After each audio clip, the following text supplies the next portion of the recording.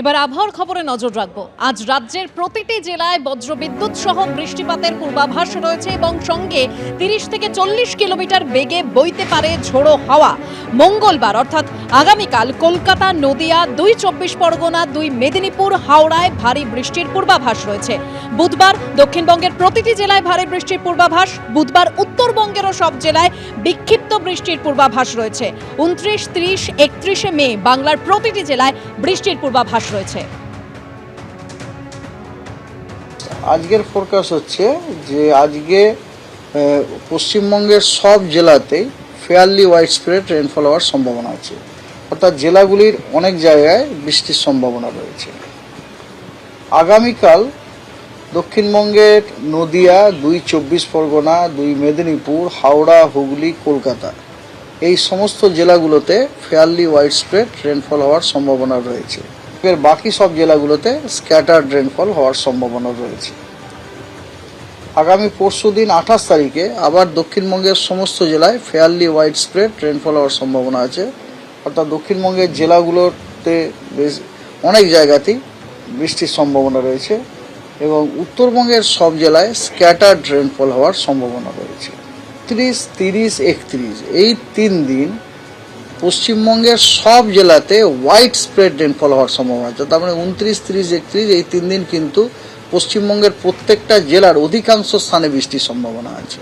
আজকে দক্ষিণবঙ্গের সব জেলা এবং উত্তরবঙ্গের দিনাজপুর এবং মালদায় জেলাগুলোতে বিক্ষিপ্তভাবে 2-1 জায়গায় থান্ডারস্টর্ম উইথ লাইটনিং এবং তার সাথে 30 to 40 কিলোমিটার পার আওয়ার স্পিডে গাস্টি উইন্ড হওয়ার সম্ভাবনা রয়েছে। অন্যদিকে জলথই বাণিজ্য নগরী মুম্বাই ব্যাহত হয়েছে রেল পরিষেবা। কাল থেকে টানা বৃষ্টি হচ্ছে মুম্বাইয়ে, আর আগামীকালও ভারী বৃষ্টির পূর্বাভাস রয়েছে।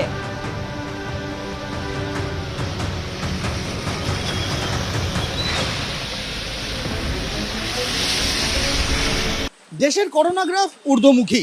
257 থেকে গত 7 দিনে দেশে অ্যাক্টিভ করোনা আক্রান্তের সংখ্যা বেড়ে হয়েছে 1009।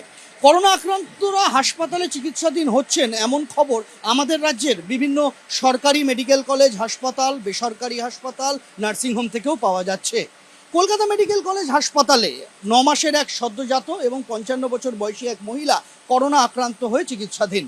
22 মে ওই 9 মাসের সদ্যজাতকে ভর্তি করা হয়েছিল কলকাতা মেডিকেল কলেজ হাসপাতালে পেডিয়াট্রিক ইন্টেন্সিভ কেয়ার ইউনিটে। তার কারণ ওই সদ্যজাতের শ্বাসকষ্টজনিত সমস্যা ছিল।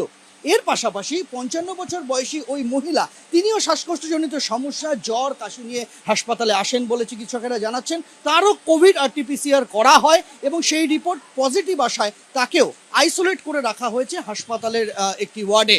হাসপাতাল কর্তৃপক্ষের বক্তব্য যে দুজনের শারীরিক অবস্থায় এই মুহূর্তে স্থিতিশীল রয়েছে। তারা হাসপাতালে কোভিড আক্রান্তের সংখ্যা বাড়তে শুরু করলে কি ব্যবস্থা নিতে হবে তার একটা প্রস্তুতি রেখে দিয়েছেন।